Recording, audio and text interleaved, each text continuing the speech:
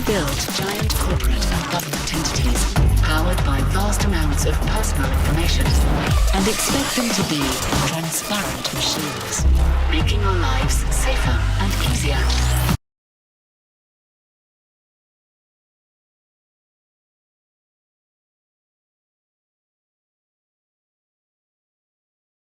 Bill Cosby, the real secret he's been holding for years. Welcome to the Shakaama Live Show with your host, Shakaama. Bill Cosby's love-hate relationship with Hollywood started probably before many of you listening were born. They loved making money off of him. They hated that he was one of the independent negroes from early on. Bill was smart, very smart. Above anything else, you should realize he was smart, probably a genius. Being a Negro and smart did not get you cool points back in those days. I want to shift your thoughts to Hogan's hero's Negro actor, Ivan Dixon. Dixon appeared as a POW Staff Sergeant James Kinchloe in the ensemble cast of the television sitcom Hogan's Heroes. Kinch was a communication specialist, a translator of French, and Hogan's default second-in-command. Dixon hated his life in Hollywood. He hated the people that he worked with. He hated white people. He later moved out of the country after not renewing his contract on Hogan's Heroes. He died a very bitter man. He was a contemporary of Bill Cosby. You can see his last interview here on YouTube. He said the white people treated him horribly, along with everyone else black. He was a member of the most successful TV show, but was treated like garbage when the camera stopped rolling. Can you imagine how Cosby was treated in those days? And when Cosby gathered his money and started producing his own shows, how much more that hate turned to rage. How dare a Negro gather his money and do his own thing? Cosby joined the Rat Pack, and his money insulated him from the full brunt of everyday racism. But make no bones about it, he was fully aware of it, and faced it head on later in his career. But this is why he surrounded himself with black staff on his movie, TV projects. Anytime he could give someone black a job, he did. But when he made an offering to buy NBC, that rage turned to murder. Murder to send him a message. How could a Negro become so powerful that he could even think to buy NBC? When they were making money off of him, he was their darling. When he wanted to own the company, they sent him a message, loud and clear. This is a story of Ennis Cosby and his last days on earth. I told you before that the Illuminati did not murder Ennis Cosby. I told you why I thought so. Now I will show you proof that the Israeli mob did it. There are more than just the Illuminati. In fact, if you search for Shakaama Live, secret societies, I wrote a full discussion years ago about talking about the foundation of this very country. But briefly, let's list a few so you know what I'm talking about. Understand first that the societies, a lot of times, get other groups to do their deeds for them. Absent from this discussion right now is the Hellfire Club, which Benjamin Franklin was a major part of. Go read my blog about him and Sir Francis Bacon and the Anti-Freemason Party, which was a big party, as big as the Republican Party at one time in American history, which you probably don't know about. Number 1, Skull and Bones. The Order of the Skull and Bones, a Yale University society, was originally known as the Brotherhood of Death. It is one of the oldest student secret societies in the United States. It was founded in 1832, and membership is open to an elite few. The society uses Masonic-inspired rituals to this day. Members meet every Thursday and Sunday of each week in a building they called the Tomb. According to Judy Schiff, chief archivist of the Yale University Library, the names of the members were not kept secret until the 1970s, but the ritual always have been. Both of the Bush presidents were members of the society, which studied at Yale, and a number of members have gone on to great fame and fortune. The society is surrounded by conspiracy theories, the most popular of which is probably the idea that the CIA was built on the members from the group. The CIA released a statement in 2007, coinciding with the popularity of the film The Good Shepherd, in which it denied that the group was an incubator for the CIA. Number 2. Freemasons. The Grand Masonic Lodge was created in 1717 when 4 small groups of lodges joined together. Membership levels were initially first and second degree, but in the 1750s, this was expanded to create the third degree, which caused a split in the group. When a person reaches a third degree, they are called a Master Mason. Masons conduct their regular meetings in a ritualized style. This includes many references to architectural symbols such as the compass and square. They refer to God as the great architect of the universe. The 3 degrees of Masonry are 1. Entered apprentice. This makes you a basic member of the group. 2. Fellow craft. This is an intermediate degree in which you are meant to develop further knowledge of Masonry. 3. Master Mason.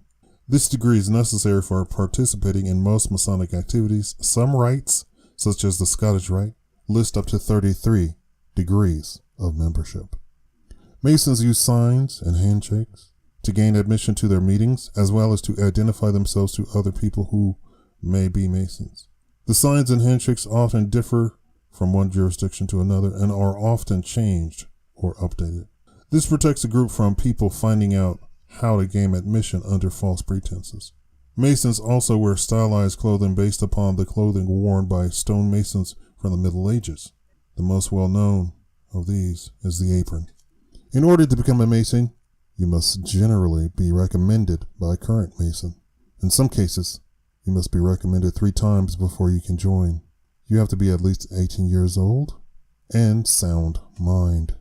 Many religions frown upon the membership of the Masons, and the Roman Catholic Church forbids Catholics to join under pain of excommunication. Number 3. Rosicrucians.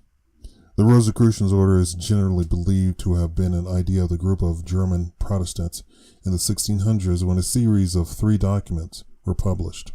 Fama Fraternitis Rosicrucia, Confessio Fraternitatis, and The Chemical Wedding of Christian Rosicrucians, anno 1459. The documents were so widely read and influential that the histories Francis Yates referred to the 17th century as the Rosicrucian Enlightenment. The first document tells the story of the mysterious alchemist, Christian Rosicrucians, who traveled to various parts of the world gathering secret knowledge.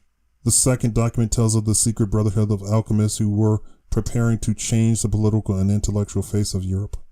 The third document describes the invitation of Christian Rosicrucians to attend and assist at the chemical wedding of the king and queen in a castle of miracles. Current members of the Rosicrucian order claim that its origins are far more ancient than these documents. The authors of the documents seem to strongly favor Lutheranism and include condemnations of the Catholic Church. Rosicrucianism probably has an influence on Masonry, and in fact the 18th degree of Scottish Rite Masonry is called the Knights of the Rose Croix, Red Cross. There are large numbers of Rosicrucian groups today, each claiming to be closely tied to the original. Of the 2 main divisions, one is a mix of Christianity with Rosicrucian principles, and the other is semi-Masonic. The Masonic type tend to also have degrees of membership. Number 4. Ordo Templis Orientis. The Otto, Order of Temples of the East, is an organization that was originally modeled on Masonry, but under the leadership of the self-styled Great Beast, Aleister Crowley, it took on the principles of his religious system called Thelema. Thelema is based around the single law, do what thou wilt shall be the whole of the law. Love is the law. Love under the will. 1904. Membership is based upon degrees of initiation and highly stylized rituals are used. The Otto currently claims under 3,000 members worldwide. Crowley created a mass for the Otto, which is called the Gnosis Mass, or Mass Crowley wrote. Quote, I resolved that my ritual should celebrate the sublimity of the operation of universal forces without introduction disputable metaphysical theories. I would neither make nor imply any statement around nature which would not be endorsed by the most materialistic man of science. On the surface, this may sound difficult, but in practice I found it perfectly simple to combine the most rigidly rational conceptions of phenomena with the most exalted and enthusiastic celebrations of their sublimity. End quote. The ritual is very stylized and uses virgin priestesses, children, and priests. Many ancient Egyptian gods are invoked, as well as the devil, and at one point the priestesses perform a naked ritual. Number 5, Hermetic Order of the Golden Dawn. The Order of the Golden Dawn was created by Dr. William Robert Woodman, William Wynne Westcott, and Samuel Liddell McGregor Mathers. All three were Freemasons and members of Societas Rosicruciana in Anglia, or organization with the ties to Masonry. It is considered by many to be the forerunner of the Ordo Templi Orientis and a majority of modern occult groups. The belief system of the Golden Dawn is largely taken from the Christian mysticism, Kabbalah Hermeticism, and the religion of the ancient Egypt, Freemasonry, alchemy, theosophy, magic, and Renaissance writings. William Yeats and Aleister Crowley are two of the most famous members of the group. The fundamental document of the order are known as the Cipher Documents.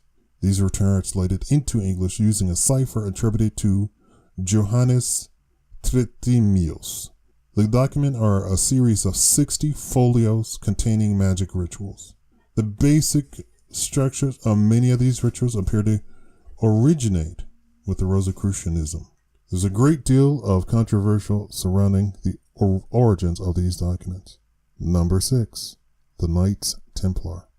The Knights Templar, full name, the United Religious, Military, and Masonic Orders of the Temple and of St. John of Jerusalem, Palestine, Rhodes, and Malta, is a modern offshoot of the Masonry and does not have a direct tie to the original Knights Templar, a religious military group formed in the 12th century.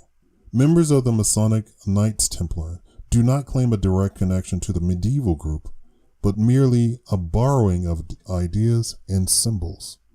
In order to become a member of this group, you must already be a Christian Master Mason. This organization is a distinct one and is not just a higher degree of Masonry. Despite Freemasons' general disclaimer that no one Masonic organization claims a direct heritage to the medieval Knights Templar, certain degrees and orders are obviously patterned after the medieval order. These are best described as commemorative orders or degrees. Nevertheless, in spite of the fraternity official disclaimers, some Masons, non-Masons, and even anti-Masons insist that the certain Masonic rites or degrees originally had direct Templar influence. Number 7, the Illuminati.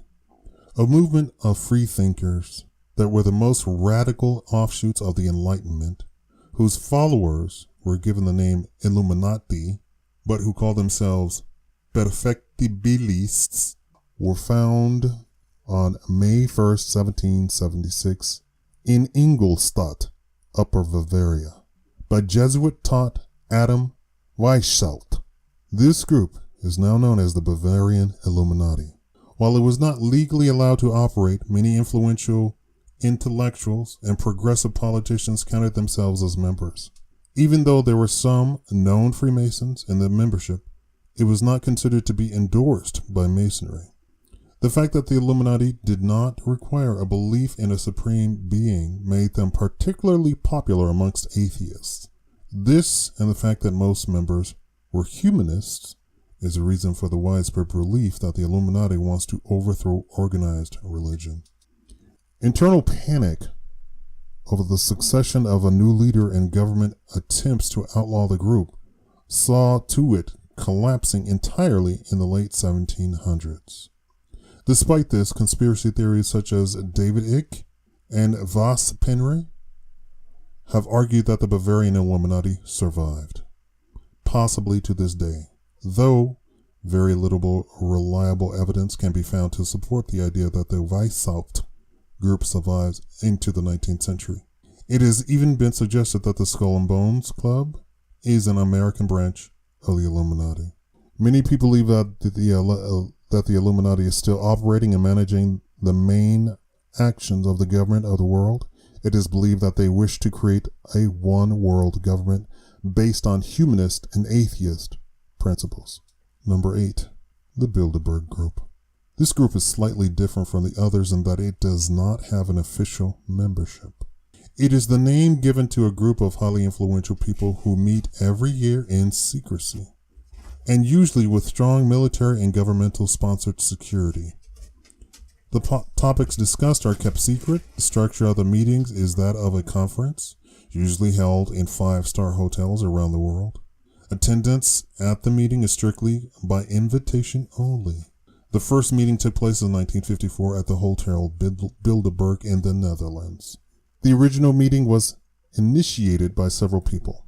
Polish immigrant and political advisor Joseph Rechtinger, concerned about the growth of anti-Americanism in Western Europe, proposed an international conference in which leaders from European countries and the United States would be brought together with the aim of promoting understanding between the cultures of the United States of America and Western Europe.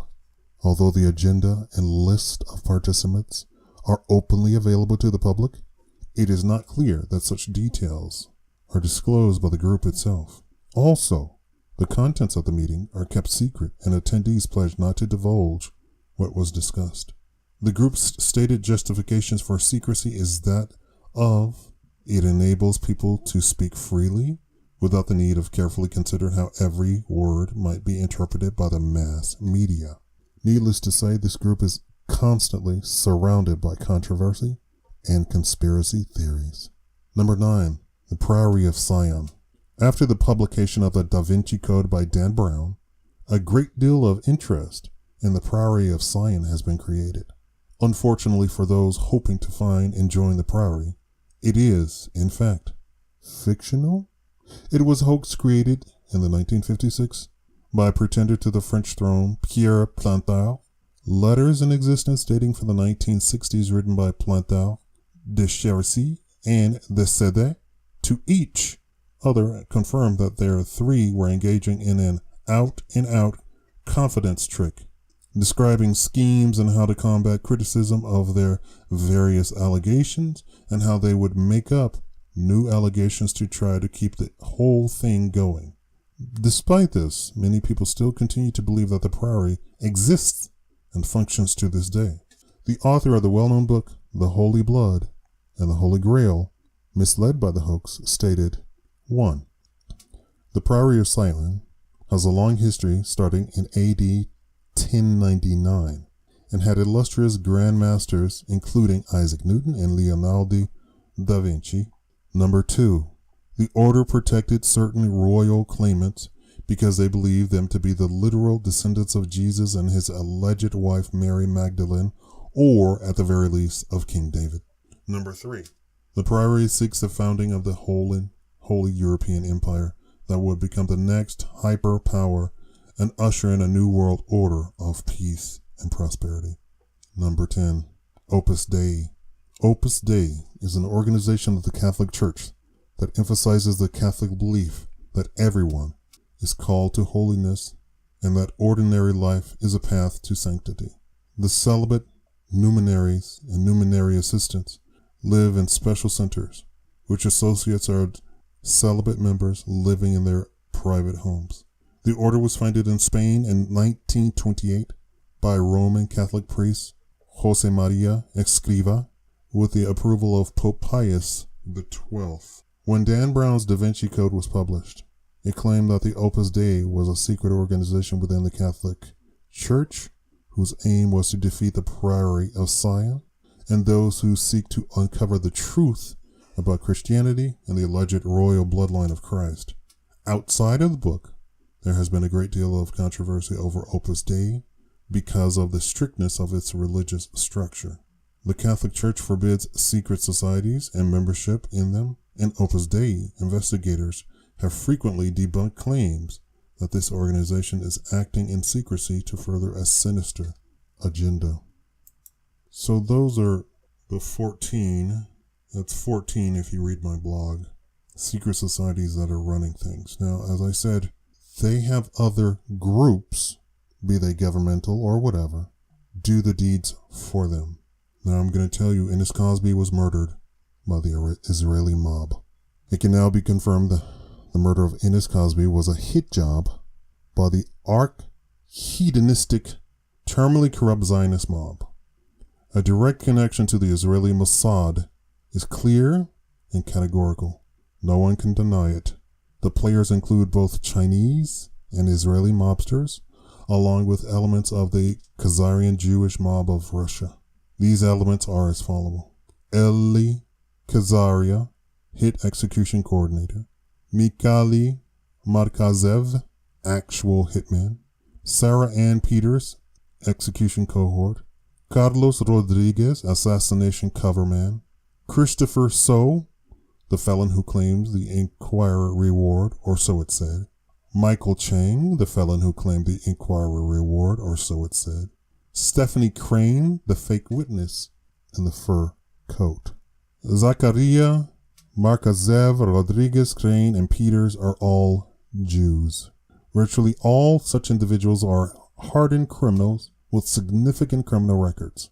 The agents were likely hired by the power ones of the Hollywood itself, including the Jewish leadership of NBC, or, more correctly, General Electric. Clearly, these criminal elements were tied to the highest powers in the land. This is why this could never come out in the public domain. The Zionists were given favored status at the trial. Two of the key criminal elements, Eli Zachariah and Sarah Ann Peters, were never even called to testify. The poor man, God rest his soul, was shot dead. It was a setup. None of the standard storylines have any basis in fact. Now, I'm looking at documents as I go through the story. This is not scripted whatsoever. So if I falter or get confused, it's because I'm trying to look at old documents. Sources said Zechariah 23 and Peters 21 said they encountered Cosby when they stopped to call a drug dealer at a bank of payphones on a dark Bel Air access road near the 405 freeway, sources said. As Zechariah spoke on the phone, Markazev headed up the street alone towards Cosby, who was fixing the tire on his Mercedes Sports Coupe, sources says. As he headed for Cosby's car, Markazev reportedly said, "Let me stop." Ennis Cosby had a car that was special. I don't know if these documents are going to get into this. You don't fix a tire on this car. While in the driver's seat, you push a button. It not only fixes the flat, but the tire itself inflates. So any notion that he was fixing a tire or he was outside of the car or anything like that is a lie. Dr. Cosby bought this car for his son. Continuing on. As he headed for Cosby, Markazev reportedly said, quote, "I'm going to do a carjacking," sources said. A youth who knows the three said Zachariah and Peters just heard the bang, and when Pee-wee, Markazev's street name, came back to the car, they split. They said they don't know why he did it, the youth said. They drove Markazev to a drainage culvert in North Hollywood, about 5 miles away, where he wrapped a .38 caliber gun in his knit cap and hid it under a tree, sources said. Another acquaintance of Markazev's led cops to the gun March 7. Markazev, 18, was arrested March 12th. Zachariah and Peters have not been charged with the slaying because they cooperated with police, sources said.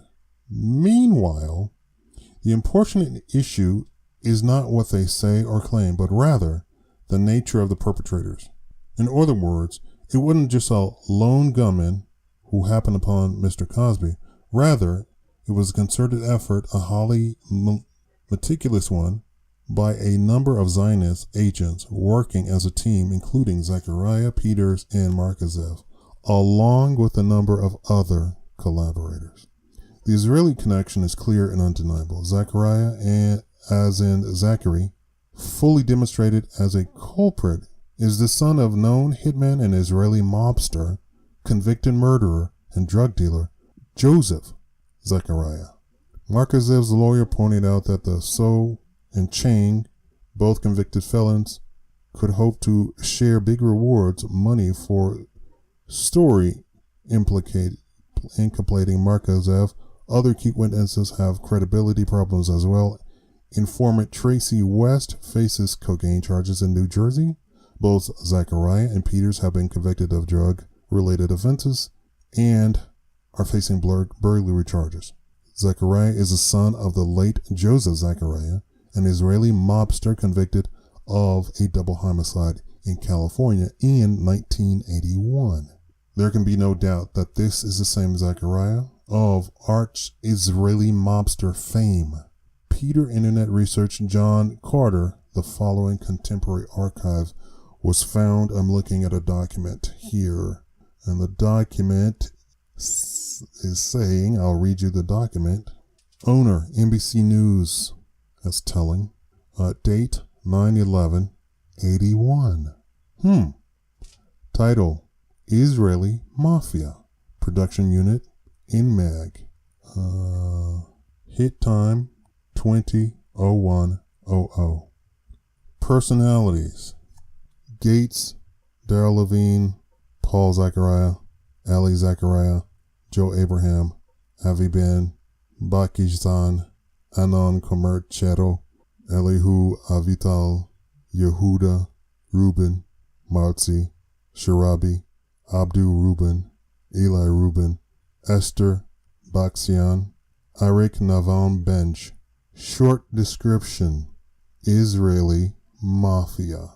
There's a long description, but the only thing that really is highlighted is the Israeli Mafia leaders Eli and Joe Zechariah. In the long description, the capitalized commentary how the Israeli Mafia have infiltrated police departments and therefore is immune from full prosecution.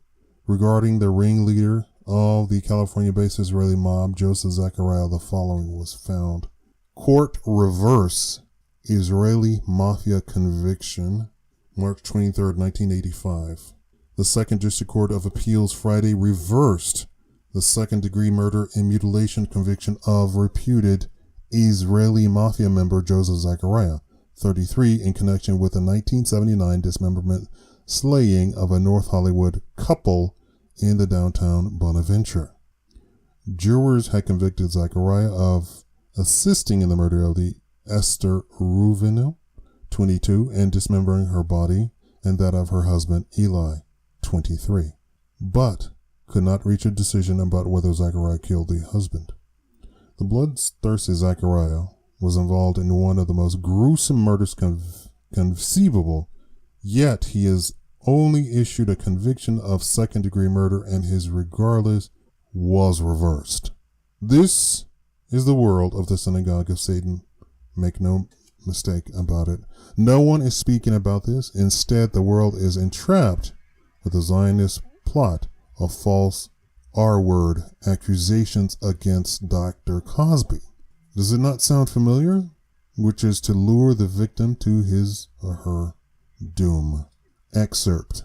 Evidence indicates that the Reubens were lured to their luxury hotel from their North Hollywood home, shot as they entered room 2419, that Mrs. Reuben was R-word, and each was hacked to pieces with a meat cleaver. End of excerpt. This is precisely what happened to Ennis Cosby. The criminal Zionist mobster lured him into the dark, isolated region. The flat tire claim is a ruse. Moreover, in fact, it would appear that the Israeli mobsters were issued special favors by the Zionist-influenced judiciary. Refusal by witness hinders Cosby case. Here's another excerpt. Trial. Eli Zechariah was not called to testify because he would have invoked the Fifth Amendment, prosecutors said. That's June 30, 1998. Steve Berry, the Times staff writer. The Fifth Amendment, which says that people cannot be forced to provide information that will get them in trouble with the law, has taken its toll on the prosecution case against Mikhail Markazev, the man accused of killing Bill Cosby's son last year.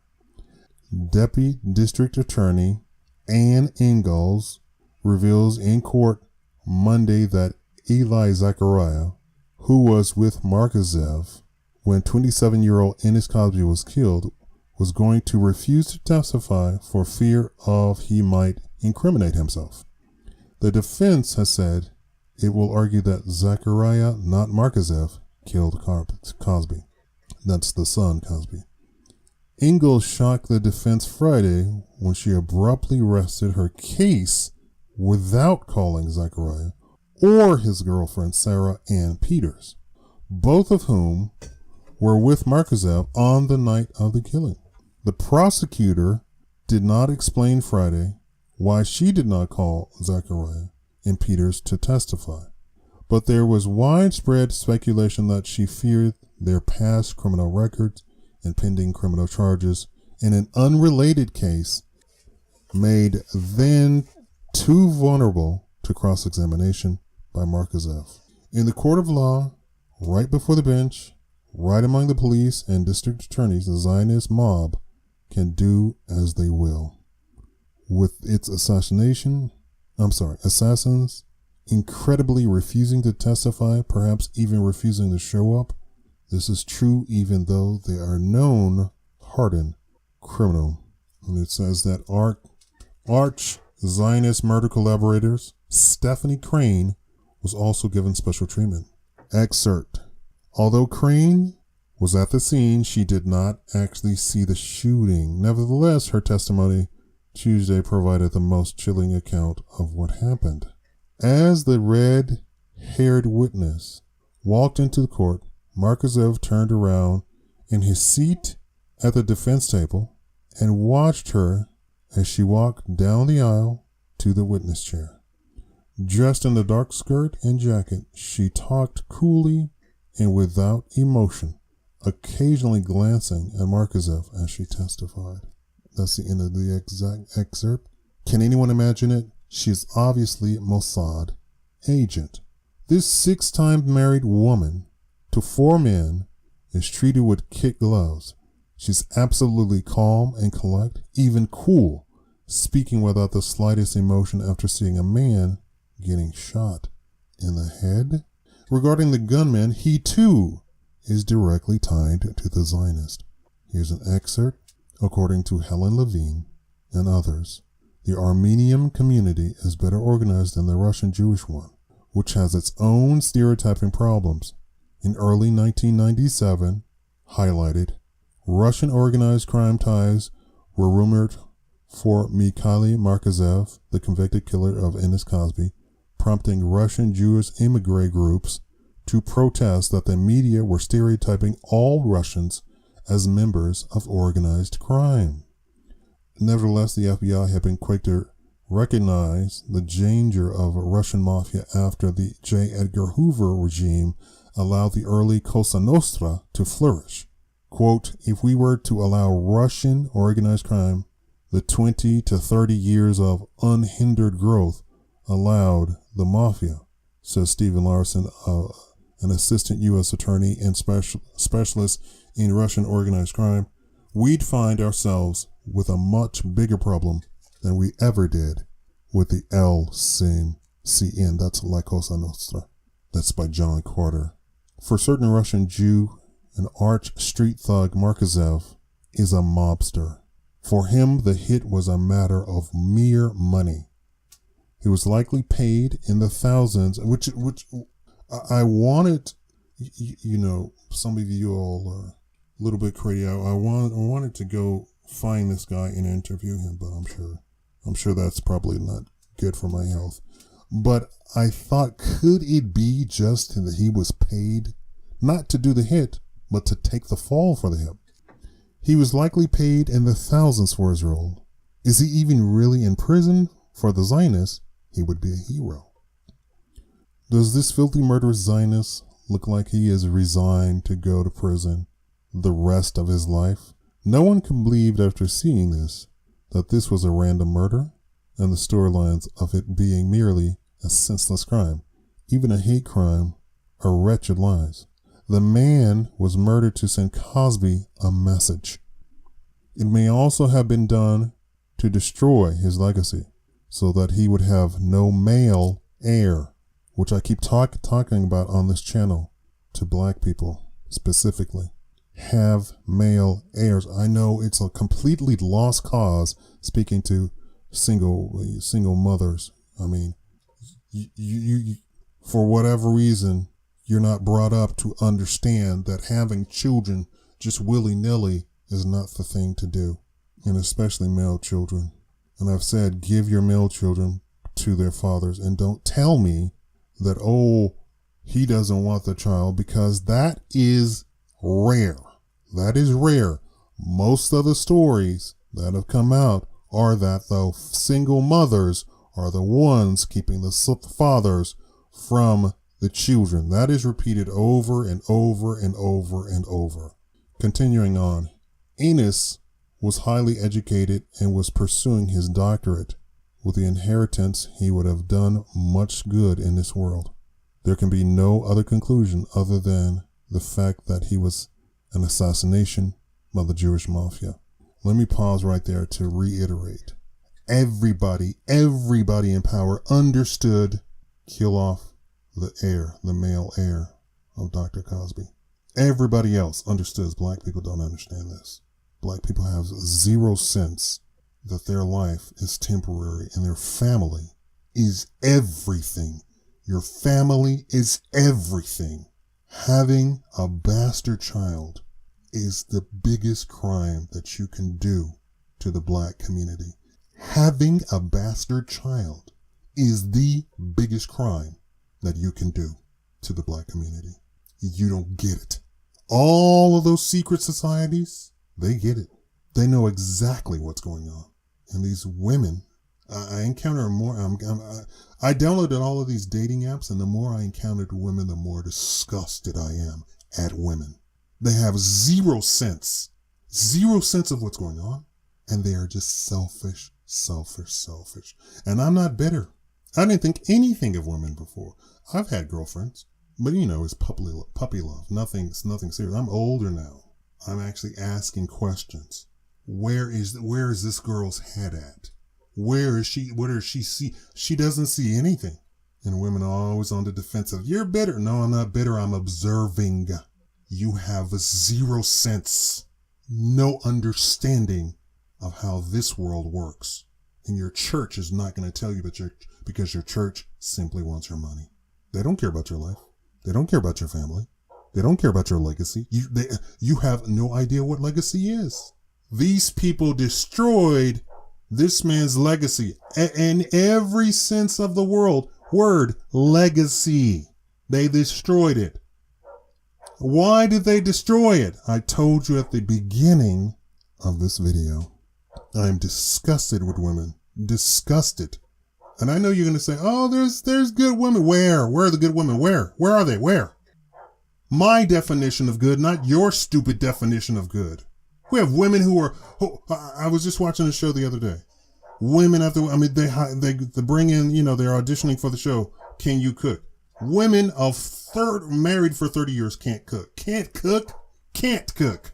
Why would you marry such a person? And don't give me this, women don't need to be in the kitchen. You need to be a human being, be able to cook. As a human, you need to be able to freaking do for yourself. So if the man can't cook, you are out of luck. And you have a family, you have children, 30 years you can't cook, 30 years. You don't want to be a responsible human. All of this stuff is going on. And this woman, the other woman, 40 years old. I want to learn how to cook so I can snag a good man. It's too late for you. You're 40 years old. Get out of here. I want to learn how to cook to snag a good man. You've got it all backwards. 40 years old. Living at home with mom and dad. I get it. You're whatever, Iranian or something like that. I don't know what you are. But that's, you got it all backwards. The powerful know this is legacy. This is what a legacy is. They destroyed this man years ago. They didn't just destroy this man. This is the kicking him while he's down. And this is covering their tracks. Continuing on. The Chinese mob appears to be a collaborator. A part of the investigation took the police to a Chinese restaurant in the Torrance. Moreover, consider where seen here the purported snitch who called the LAPD to collect a reward. It was a reward offered by none other than the National Enquirer.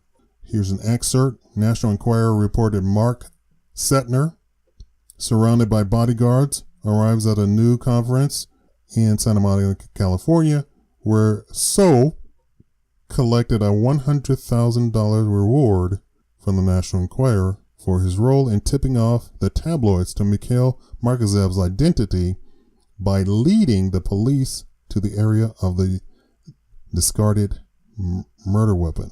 Markazev was recently convicted in the killing of Bill and Camille Cosby's son.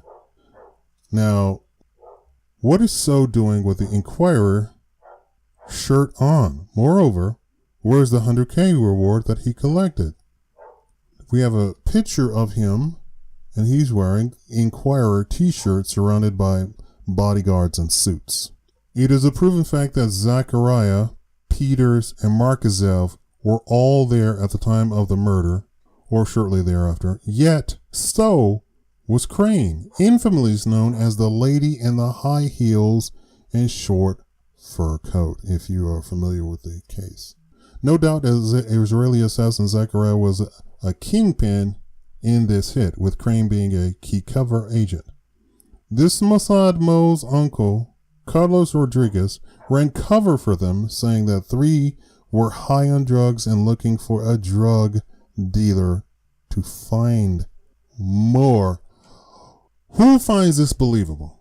They were doing this in this highly dark, relatively off-beaten area, noted Rodriguez. He told me he was out of it, that is, out of cocaine, and they pulled over to use the phone.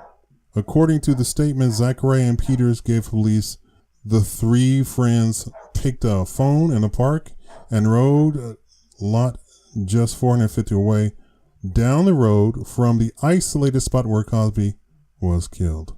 He was pulled off Interstate 405 to repair a flat tire on his father's $137,500 Mercedes-Benz.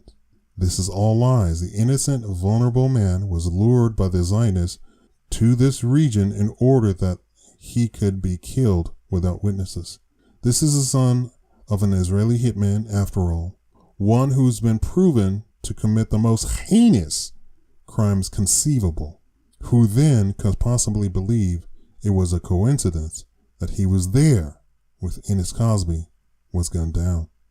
It is said that it was a random shooting, which is obviously a fabrication. Then it is claimed it was an attempted robbery, even an attempted carjacking. An attempted carjacking it is? Then why was the car not stolen? The value of the car robber would be vast. Regarding the claim that it was a theft, reportedly Mr. Cosby had $1,000 in his possession. Actually, it was $6,000 in his wallet, along with a Rolex watch. None of it was taken. All such claims are fabrications. This was an assassination called by the Jewish power brokers of Hollywood. There can be no other conclusion. This is Occam's razor. The simplest explanation is probably most likely. Simple explanation. They claimed it was a robbery. Nothing was taken. They claimed it was a carjacking. Car wasn't taken. What? They claimed he was fixing a tire. He's in a car that automatically fixes tires with a push of a button. When all of those elements are completely debunked, what is left? This was an assassination by the Israeli mob, as ordered by the Hollywood Jewish Mafia. Thank you for watching this show. Please contribute to keep this channel afloat. More than likely, this video will not be monetized. So this entire video is completely makes me no money. So if you would be so kind as to donate $15 or more, go to patreon.com/Shakaama. I got this information from people who said that they're connected with the Cosby team, and supposedly they're going to attempt to get me a Cosby team interview, not Dr. Cosby himself, the team. That was all his lawyers, his PR people, all those sort of people. Supposedly they know those people firsthand. So I'm going to need money, so please donate. Thumbs up the video. They've changed the algorithms to where the thumbs up is the key. Thumbs down does not help. In fact, thumbs down, it is said from my information that thumbs down pushes your SERPs rank. So when you do a thumbs down, the video actually goes down the ranking. Thumbs up, it goes up the ranking. And the more thumbs up that you do, say you find this video tomorrow or the next day, that keeps it going back up. So I've had my video be at number 1 for Cosby, and the next day it's on page 20. No other new videos have been uploaded. My videos on page 20 all of a sudden. Then it goes back to 1. This is all by the algorithm, by the YouTube computer. So assist with everything. The next thing I'm going to be doing is the cop who was tried erroneously, it seems, and it was a conspiracy by other cops inside of the police department, along with the DA and, of course, the judge. The next Cosby video I will be doing will be concerning the judge himself and exposing him for who he really is and what is really going on in this trial. Thank you for watching the Shakaama Live Show.